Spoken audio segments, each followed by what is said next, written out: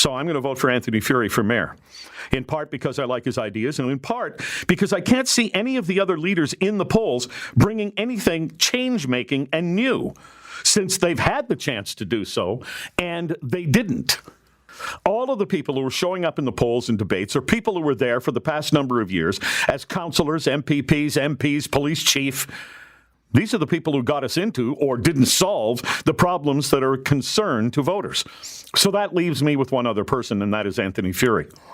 I think he has good ideas, and he isn't part of the system. All of the others are the system. I think Mark Saunders is right that we have normalized crime and disorder. Most of that is not his fault, but it's the fault of silly, misplaced liberal hand-wringing over how we can't punish the perpetrators, that we have to understand the perpetrators. But he was the police chief. Public safety started and ended on his desk. Bitsy Hunter has been in and around politics for some time. She's been the Minister of Finance and of Education. Name an accomplishment.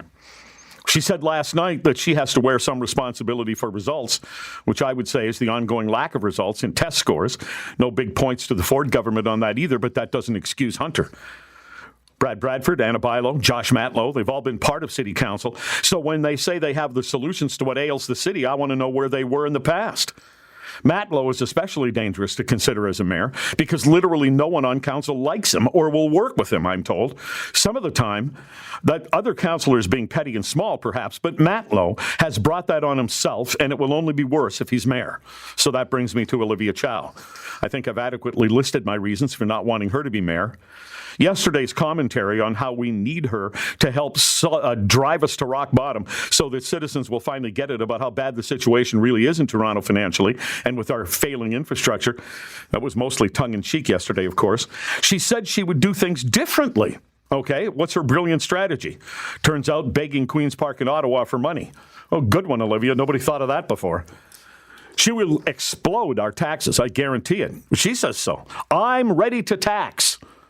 Well, when an NDPer says that, duck and cover. So that leaves me looking at who, among the remaining 96 candidates, I can consider. Anthony Furey started at virtually nothing and is now, according to this morning's polling from Main Street Polling, in fifth place. His 9% is a long way from Chow's 35%. But keep in mind that his support is growing. The others seem not to be. And the last time Chow ran for mayor, she was seen as the clear leader early in the game, and she ended up coming third.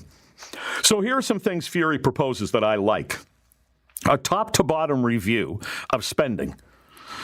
Other measures would focus on basics, not wasteful pet projects. An action plan to remove drug and violence-ridden tent encampments, step up the police patrols. Furey would hire 500 police officers, boost the officer visibility on the streets and the TTC. And you might ask, well, where's the money going to come from for 500 more police officers? Well, I see that in his first proposal to right-size city spending, first of all. Furey says that immigration is good for our labor shortage, but they need somewhere to live. And his plan is to cut the red tape, helping connect business and investors with landlords as venture partners, abolishing the widely criticized Rent Safe program, initially promoted by Josh Matlow, which relies on annual city audits rather than current work orders to judge a building's safety and fitness for tenants, leaving renter information completely out of date, and an end to treating good landlords the same as bad ones by creating a trusted landlord registry for faster approvals. He also says enough's enough with the TDSB. Looking at the recent decision to remove a sign in support of mothers and Mother's Day, he says, time and time again, we've seen how it's far-left administrators creating a culture of intolerance and left-wing zealotry in our schools. It's bad for our kids' education, and it has to stop. He says, I'm hearing from parents of all walks of life across Toronto who say they just want a school system focused on academic excellence and safety.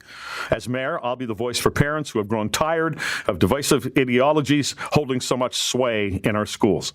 So those are ideas I line up with, and I think a fresh face at City Hall is what is needed.